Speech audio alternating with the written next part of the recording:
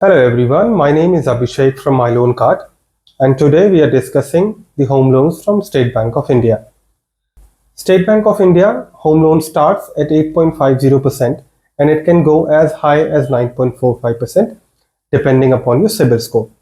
The interest rate is floating in nature and it is linked to the repo rate by RBI. Whatever RBI decides to do with repo rates will affect your housing loan rates directly. The interest is charged on daily reducing basis and there are no prepayment penalties and there are no limitations about the frequency or the amount of the payment you can make.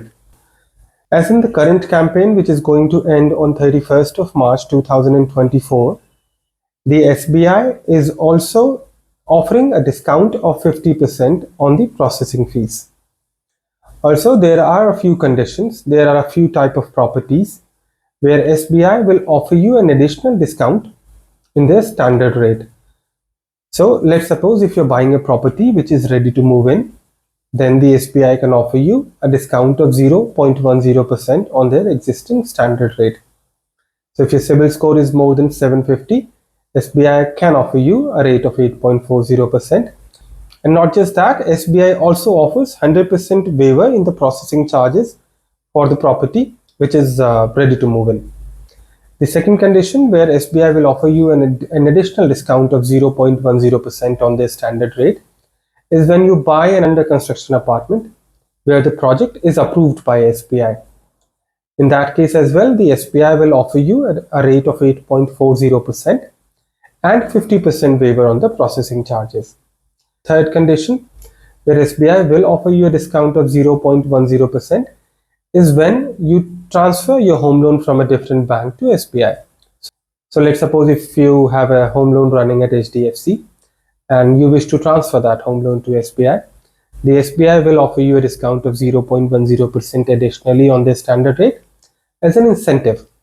And also they will give you a 100% waiver on the processing charges. However, I would also like to mention one thing here, because 100% processing fee waiver doesn't mean that bank will not charge you anything.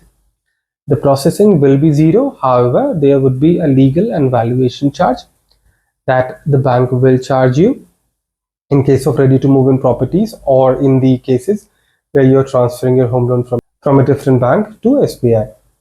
The charges for legal and valuation, they cost around 5,000 rupees in total and they will be debited from your bank account at the time of sanction. Also, SBI offers you a facility where you can opt for a home loan in form of an overdraft. Now, when that facility is called Max Gain, and if you opt for Max Gain, you will have to pay an additional 0.40% on the existing card rate.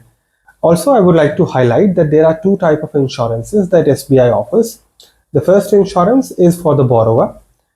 That insurance can be funded, that can be a part of the project. Let's say if you're buying a property of 40 lakhs and if bank is funding 32 lakhs, the bank can fund an additional lakh for your insurance if that comes out to be the premium.